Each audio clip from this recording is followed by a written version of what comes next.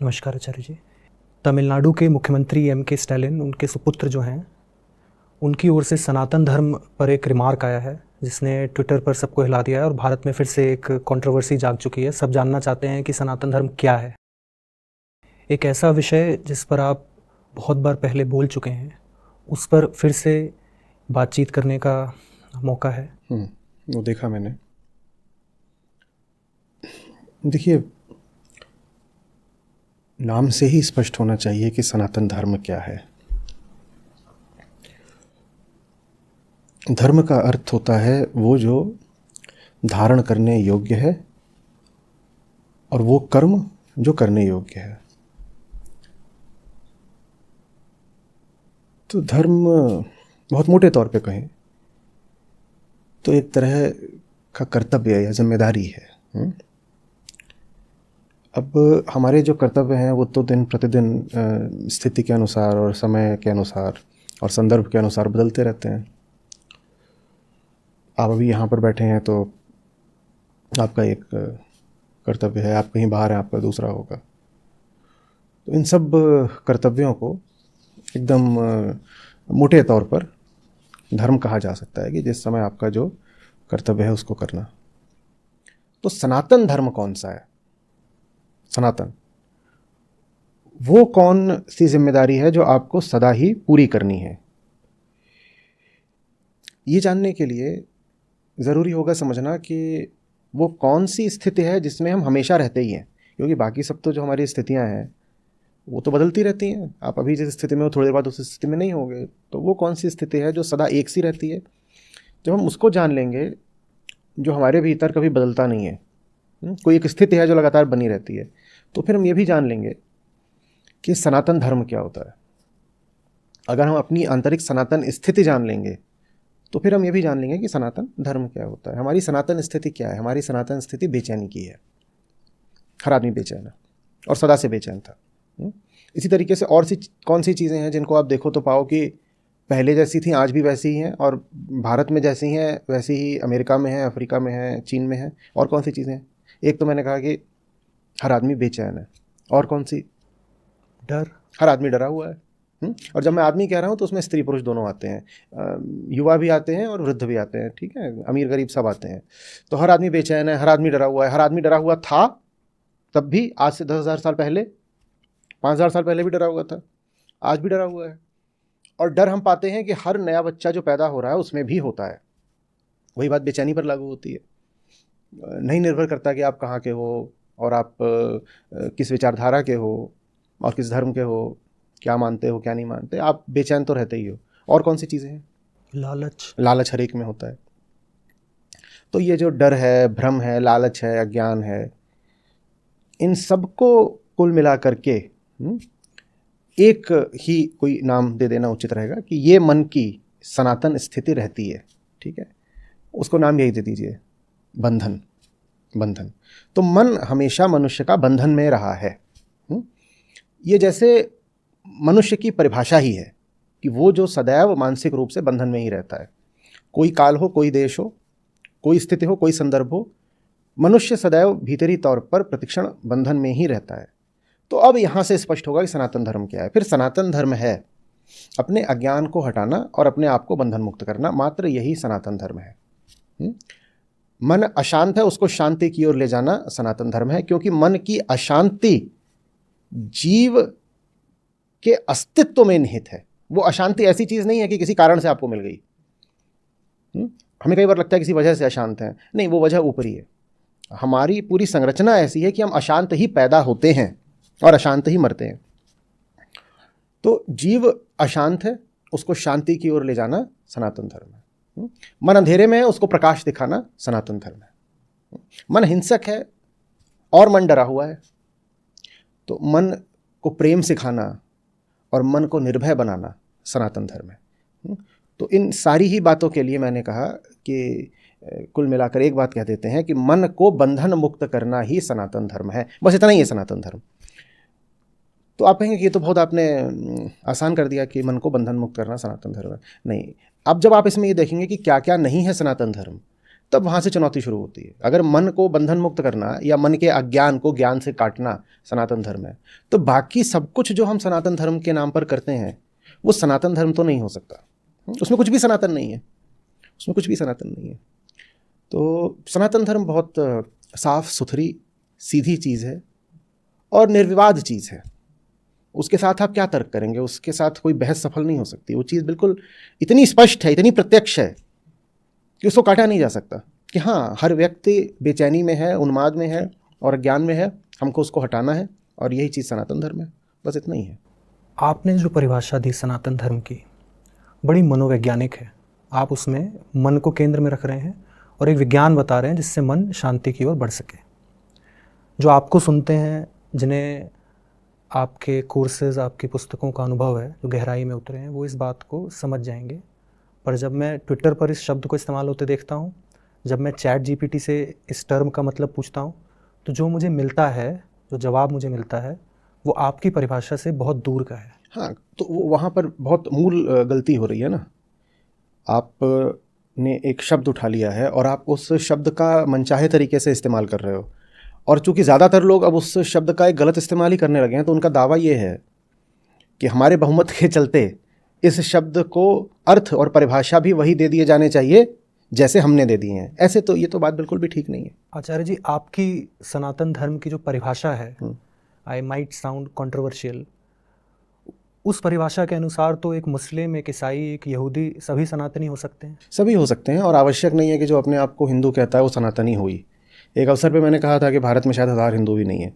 देखिए, हर वो इंसान जो आत्मज्ञान की जिज्ञासा रखता है और मुक्ति के प्रति लालायित है, उसको सनातनी माना जाना चाहिए।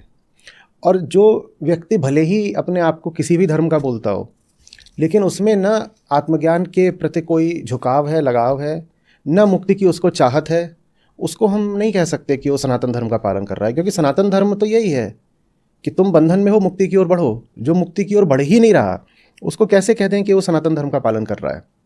ये जो सनातनी इटर्नल जिम्मेदारी है चेतना की, इस जिम्मेदारी को पूरा करने के लिए ऑर्गेनाइज डोगमेटिक रिलीजन ही क्यों जरूरी है? कोई विज्ञान के माध्यम से, कोई कला के माध्यम से, कोई खेल के माध्यम से भी जिम्मेदारी को। बिल्कुल ठीक कह रहे हैं आप। देखिए, अगर रिलीजन से आशय है, आमतौर पे जब आप शब्द कहते हैं रिलीजन, पश्चिम का शब्द है रिलीजन, उसका सीधे सीधे अर्थ धर्म भी नहीं होता है। तो रिलीजन से आशय होता है सबसे पहले एक मान्यता। उस मान्यता में अक्सर कोई ईश्वर शामिल होता है, हालांकि कुछ अनीश्वरवादी भी रिलीजन्स होते हैं। तो सबसे पहले एक मान्यता आती है, और उस मान्यता के बाद अक्सर एक किताब आती है, और उस किताब के बाद उसका कर्मकांड वगैरह आता है जी। ठीक है। तो इसको हम आमतौर पर रिलीजन बोल देते हैं, मान्यता, किताब और रीति रिवाज, कर्मकांड, ये सब। तो बिल्कुल भी ज़रूरी नहीं है कि सनातनी होने के लिए आप कोई मान्यता रखो, और सनातनी होने के लिए आप किसी एक विशिष्ट पुस्तक को सही बोलो और बाकी सब पुस्तकों को आप घोषित कर दो कि ये तो एकदम गलत हैं और अधार्मिक पुस्तकें हैं, और किसी एक तरह का कर्मकांड करके तो आप सनातनी बिल्कुल भी नहीं हो जाते। इसके विपरीत अब आप देखिएगा, सुनने में ये कैसा लगेगा, कई लोगों को हो सकता है अच्छा न लगे। सनातनी होने का अर्थ है मन के बंधनों को चुनौती देना। ठीक है, बिल्कुल जो मूल परिभाषा है उससे हम चिपक कर चलेंगे, उसको ऐसे पकड़ कर चलेंगे। तो मन का मूल बंधन जिन्होंने जाना है, उन ज्ञानियों ने, विद्वानों ने हमें बोला है, मन का मूल बंधन मान्यता ही है। मन का मूल बंधन मान्यता है। मन से संबंधित 2 शब्द कहे गए हैं जो कि मन की बीमारी होते हैं, मन का बंधन होते हैं। मन से संबंधित पहला शब्द है मान, वो भी मन जैसा सुनाई देता है, और दूसरा शब्द है मत। मत, मन जो कुछ भी मानता है, बिलीफ, और मन जो भी मत रखता है, ओपिनियन, यही मन का बंधन है। तो जो सच्चा सनातनी है, उसका एक बड़े से बड़ा लक्षण तो यह है कि वो सब मान्यताओं को और मतों को चुनौती देता चलेगा। सब माने दूसरों की नहीं, पड़ोसी की नहीं, किसी और को नहीं कि वो विधर्मी है तो मैं उसकी मान्यता को चुनौती दूंगा।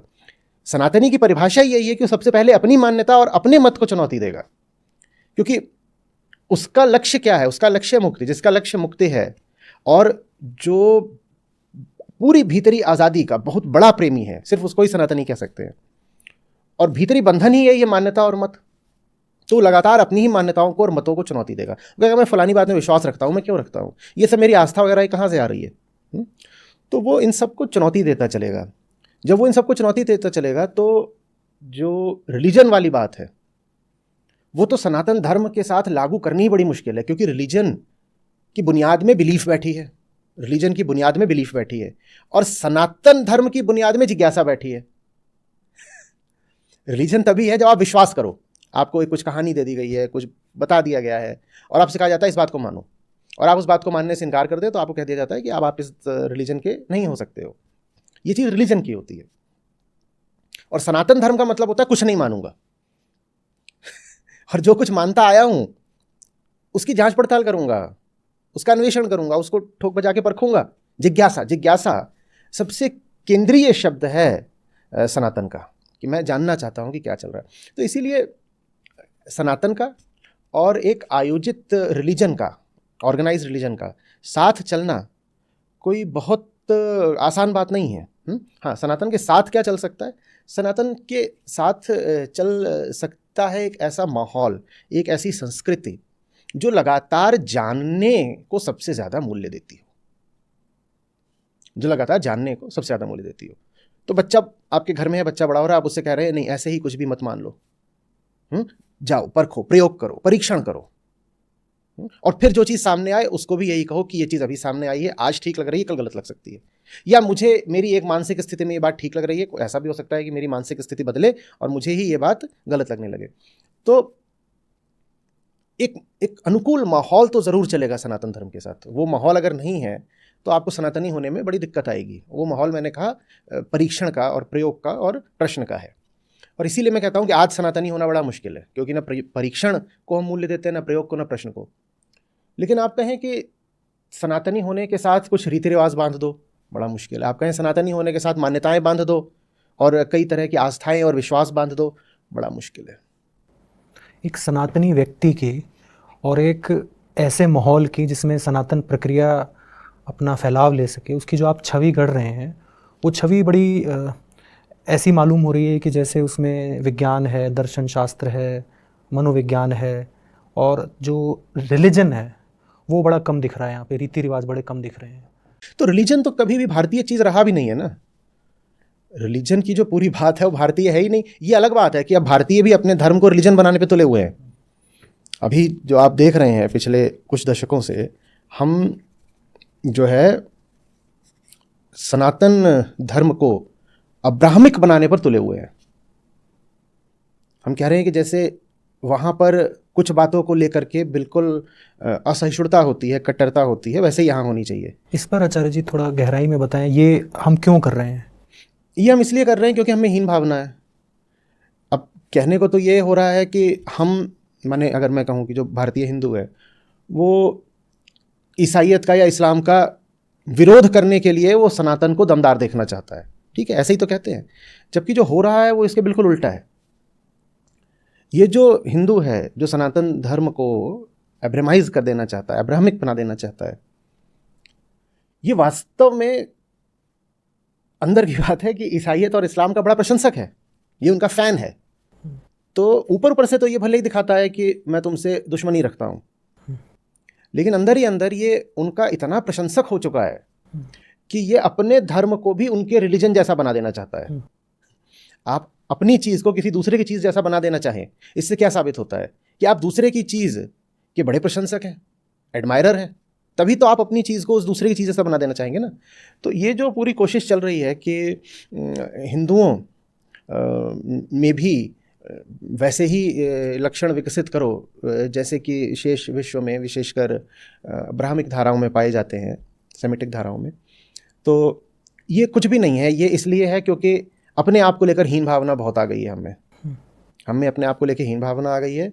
साथ ही साथ हमें ये लग रहा है कि नहीं, हमें उनकी बराबरी करनी है जिनसे हम अपने आप को हीन समझते हैं। तो बराबरी करने के लिए हमने क्या तरीका निकाला है कि हम उन्हीं के जैसे हो जाएंगे। आप ये नहीं देख रहे हो कि आप अगर उनके जैसा होना चाह रहे हो तो ये तो आपने उनकी बड़ी भारी प्रशंसा कर दी ना। आप जिसके जैसा होना चाह रहे हो एक तरह से आपने उसको अपना आदर्श बना लिया, और आगे खींच कर कहूँ तो आपने उसको अपना आराध्य बना लिया, पूज्य बना लिया। आपने कह दिया कि तुम इतने ऊंचे हो कि मैं तुम्हारे जैसा हो जाना चाहता हूँ। अगर आप वास्तव में किसी को उतना ऊंचा नहीं समझेंगे तो आप ये कहेंगे ना कि भाई मैं जानता हूँ मुझे कैसा होना है और मुझे तुम्हारे जैसा होने की कोई ज़रूरत नहीं, मुझे कैसा होना है वो बात मेरे भीतर निहित है, मुझे क्या होना चाहिए क्या नहीं, इसके लिए मेरे पास उपनिषद है, गीता है, वेदांत है, षड्दर्शन है, मैं वहाँ पर जाकर पूछूंगा ना मुझे क्या होना है। मैं अपने धर्म को तुम्हारे रिलीजन की प्रतिछवि थोड़ी ही बनाऊंगा।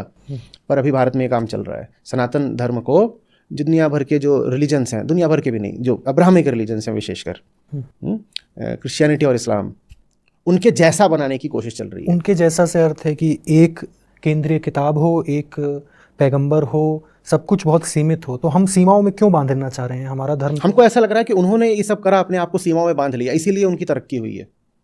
दो तरह की तरक्कियां हम देखते हैं। हम ये देखते हैं कि अगर हम क्रिश्चियंस को लें तो उनके पास धन बल है, बाहुबल है, ज्ञान बल है। धन ईसाइयों के पास है, ताकत ईसाइयों के पास है, और ज्ञान ईसाइयों के पास है, टेक्नोलॉजी सारी।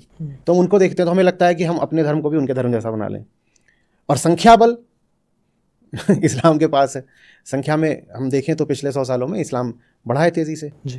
तो हम कहते हैं कि फिर हम सनातन को भी इस्लाम जैसा क्यों ना बना दें। हम कहते हैं देखो इस्लाम जैसा भी था, भारत में आया तो अफ़गानिस्तान, पाकिस्तान, बांग्लादेश ये सब इधर उधर हुई गए। फिर हम भारत में देखते हैं, हम कश्मीर का उदाहरण देते हैं, हम केरल, बंगाल का भी उदाहरण देने लग गए हैं। हम कहते हैं देखो इस्लाम सफल है तो हम भी क्यों ना फिर इस्लाम जैसे ही हो जाए। तो एक तरह की हीन भावना है जो हमें उनकी नकल करने पर मजबूर कर रही है। पर ये बात गलत है, ये हीन भावना ठीक नहीं है। आप के पास अपना ही जो है वो बहुत बहुत सुंदर और बहुत ऊंचा है, आपको किसी की नकल करने की ज़रूरत है नहीं। सनातन धर्म को किसी ऑर्गेनाइज्ड आयोजित रिलीजन की ज़रूरत नहीं है, वो एक बड़ी व्यक्तिगत प्रक्रिया है, आप ऐसा बता रहे हैं। बड़ी व्यक्तिगत प्रक्रिया है, उसको एक अनुकूल माहौल की ज़रूरत है, उसको एक सही संस्कृति की ज़रूरत है। उस संस्कृति में जो सनातनी है वो हर दिशा से जा कर के अपने लिए ज्ञान लेकर आएगा, वो हर तरीके के प्रयोग करने के लिए स्वतंत्र होगा। यही सनातन धर्म है। हाँ? तो सनातन धर्म के साथ बहुत ज़रूरी है कि एक बहुत सुंदर, उदार, खुली हुई और ऊंची संस्कृति चले। अगर वो संस्कृति नहीं चल रही है तो सनातनी हो पाना बड़ा मुश्किल है। अगर संस्कृति ही उदार नहीं है तो आप फिर कैसे प्रयोग परीक्षण करके अपनी जो सनातन बेचैनी और अज्ञान है उसको दूर करोगे। जी, आपने आचार्य जी सनातन धर्म को परिभाषित किया और आपने कहा कि क्या वो नहीं है। अब आते हैं जो आज की चर्चा का जो विषय है, जिस कारण जिज्ञासा उठी कि आपसे पूछा जाए, अगर सनातन धर्म वो है जो आपने हमें अभी समझाया, तो जिन सज्जन का रिमार्क आया है वो जिस सनातन धर्म की बात कर रहे हैं वो क्या है और उतनी गालियां क्यों पड़ रही हैं? क्योंकि आपने जो बताया वो तो बहुत सुंदर बात है, हर व्यक्ति आज़ाद होना चाहता है, निडर होना चाहता है। देखिए, वो जिस सनातन धर्म की बात कर रहे हैं वो है जिसका ज़मीन पर व्यवहार किया जा रहा है, वो प्रैक्टिस्ड हिंदुइज्म की बात कर रहे हैं। ठीक है, और मैं आपको बता रहा हूँ फंडामेंटल सनातन, और दोनों में अंतर तो है ही है, ये तो मानना पड़ेगा। मूलभूत रूप से जो सनातन धर्म है और ज़मीनी तौर पर, व्यवहारिक तौर पर आप जैसा हिंदू धर्म का आचार देखते हैं, इनमें तो ज़मीन आसमान का अंतर है। तो जो टिप्पणी की गई है काफ़ी तीखी टिप्पणी है, कह सकते हैं अभद्र टिप्पणी है। वो जो टिप्पणी करी गई है वो वास्तव में करी गई है उस हिंदू धर्म के खिलाफ जिसका आम आदमी व्यवहार कर रहा है, प्रैक्टिस कर रहा है। तो उसके खिलाफ करी गई है। उसमें गलती है कि उसको सनातन धर्म बोल दिया, जबकि वो सनातन धर्म है नहीं। आम हिंदू सनातनी तो है ही नहीं ना। आम हिंदू तो अपनी मान्यताओं और अंधविश्वासों में घिरा हुआ ऐसा ही एक कूप मंडूक है कि जिसके जो मन में आया उस चीज़ का अपना आचरण कर रहे हैं। हर गांव के अपने अलग देवी देवता, इष्ट देव होते हैं और थोड़ी थोड़ी दूर में मान्यताएं बदलती रहती हैं। लाखों किस्म के अंधविश्वास हैं जिससे आज का हिंदू घिरा हुआ है, और उन अंधविश्वासों को आज ज़बरदस्त तरीके से हवा भी दी जा रही है। तो ये सब चीज़ें हैं जिनका निश्चित रूप से विरोध होना चाहिए, और शायद उन सज्जन ने इन्हीं सब बातों को लक्ष्य करके कहा होगा कि सनातन धर्म को वो तमिलनाडु की धरती पर नहीं आने देंगे। और लेकिन दिक्कत बस ये है कि आप जिसको सनातन धर्म समझ रहे हो वो है नहीं सनातन धर्म, और जो वास्तविक सनातन धर्म है उसको आप जानते नहीं। उसको आप जानते होते तो आप खुद ही उसके प्रेम में पड़ जाते, आप खुद ही उसके प्रशंसक हो जाते। आप कभी ये नहीं कहते कि सनातन धर्म को हटा दो, मिटा दो। जिसको आप हटाना मिटाना चाहते हैं वो चीज़ दूसरी है, और आपको समझना होगा वो चीज़ धार्मिक नहीं है। वो चीज़ कहाँ से आ रही है उसको जानिए, उसका वास्ता धर्म से नहीं है, नहीं तो बड़ा गड़बड़ हो जाएगा। जिस चीज़ के लिए धर्म जिम्मेदारी नहीं है, धर्म पर आप उस चीज़ का इल्ज़ाम लगा के धर्म को ही भगा देंगे। जैसे कहीं कोई अपराध हो गया हो, और एक फिल्म थी, एक फिल्म नहीं बहुत सारी फिल्मों में ऐसा सीन देखा है मैंने कि कहीं कोई कत्ल हो गया है, हत्या, और लाश पड़ी हुई है, जिसने मारा था वो तो भाग गया, और कोई बचाने के लिए वहाँ पर पहुँच जाता है। जो बचाने के लिए पहुँच जाता है, पहली बात तो अब वो बचाने के लिए हाथ लगाएगा तो उसकी उंगलियों के निशान आ जाते हैं वहाँ पर। जो मार के भाग गया है वो अपना हथियार वहीं छोड़ गया है, तो ये जो बचाने आया था ये उस हथियार को उठा के देखता है, इस हथियार से मारा क्या, तो इस हथियार के साथ भी इसकी फ़ोटो आ जाती है और इसकी उंगलियों के भी निशान आ जाते हैं। और जो गिरा हुआ उसका खून बिखरा हुआ है, तो ये व्यक्ति वहाँ पर गया, उसको बचा रहा है, तो इसके कपड़ों पर खून लग जाता है और ये सब हो जाता है। तो ये जो बचाने गया है इसको दोषी मानकर इसको पकड़ लिया जाता है, इसको सजा दे दी जाती है। अब ये कितनी विचित्र बात है ना। ये जो मारने आया है ये मनुष्य के भीतर का अहंकार है, ये हम सब के भीतर छुपा हुआ जानवर है। वो जिसको मार के गिरा दिया गया है वो दूसरा मनुष्य है जिसका शोषण किया गया है, ठीक है। ये जो बचाने आया है ये सनातन धर्म है, लेकिन ये जो सनातन धर्म है बेचारा ये पकड़ा जाता है जैसे अपराध इसने किया हो, जबकि ये बचाने के लिए आया है। इसी पर मैं एक और उदाहरण दिया करता हूं, उसको समझिएगा। आपके कोई शिक्षक हों, ठीक है, और वो आपको पढ़ा रहे हैं और उन्होंने आपको एक किताब दी है कि इससे आप पढ़ेंगे। मान लीजिए गणित पढ़ा रहे हैं आपको। अब आपका मन है चंचल, जैसा सबका मन होता है, इधर उधर आवारा पक्षी इधर उधर भाग रहा है। वो साल भर आपने कुछ पढ़ा ही नहीं, न गुरुजी को आपने सुना न ग्रंथ जी को आपने पढ़ा, और साल भर के बाद आप परीक्षा देने गए और आप हो गए उसमें फेल। और जब आप फेल हो गए तो आपने नारेबाजी शुरू कर दी। आपने कहा मैं तो फेल हुआ ही इसीलिए हूं क्योंकि ये जो गुरु है ये बड़ा खराब है, ये शिक्षक गलत है, और ये जो किताब दी गई है इस किताब में सब उल्टा पुल्टा लिखा हुआ, इस किताब ने बर्बाद कर दिया मुझको। तो आपने किताब को जला दिया और गुरु को मार के भगा दिया।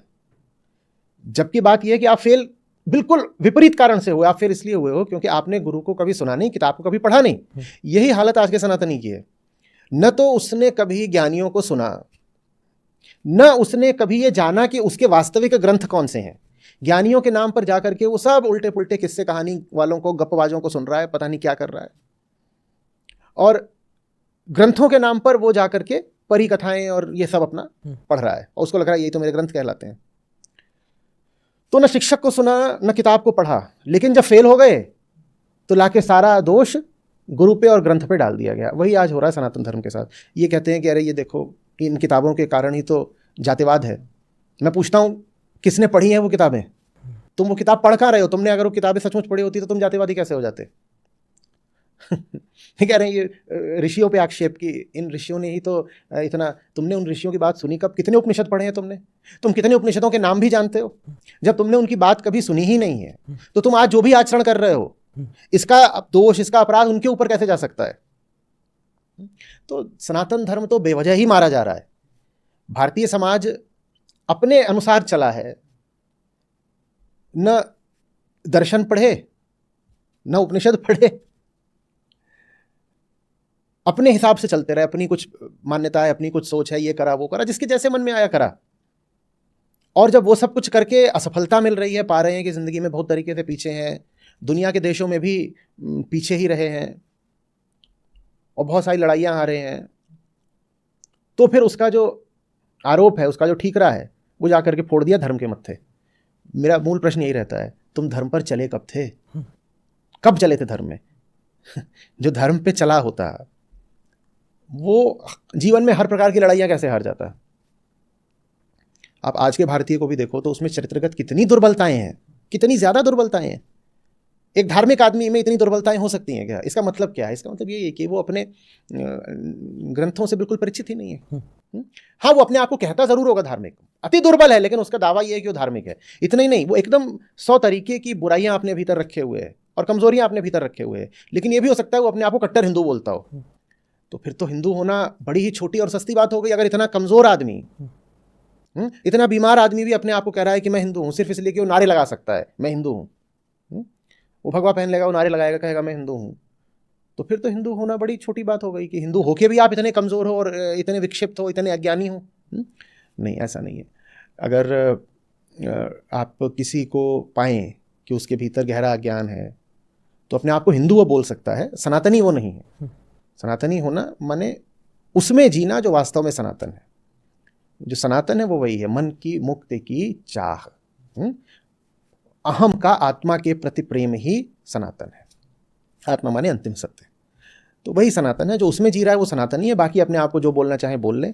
सनातन धर्म में 50 तरीके की मान्यताओं के लिए और अंधी परंपराओं के लिए और अंधविश्वासों के लिए कोई जगह नहीं है। सनातन तो कहता है कि ये सब जो कर रहे हो पूछो अपने आप से, क्या कर रहा हूँ, क्यों कर रहा हूँ। बात यही नहीं कि तुम कौन सी प्रथाओं का, परंपराओं का पालन कर रहे हो। तुम जिंदगी में जो कुछ भी कर रहे हो, तुम रोज़ दुकान पे आके बैठ जाते हो, अगर आप वास्तव में सनातनी है तो अपने आप से आप पूछेंगे कि क्या मेरा जन्म इस उद्देश्य हेतु हुआ, मैं कौन हूँ, मेरा जन्म किस लिए हुआ है, मैं ये क्या कर रहा हूँ, ये मेरा रोज़गार क्या है, ये मेरे संबंध क्या है, ये किन चीज़ों में मेरा समय जा रहा है। असली सनातनी वो है जो इन चीज़ों में जिए, इन प्रश्नों के साथ वो एक रिश्ता रखे, वो है सनातनी। बाकी सब तो ऐसे ही है, नारेबाजी।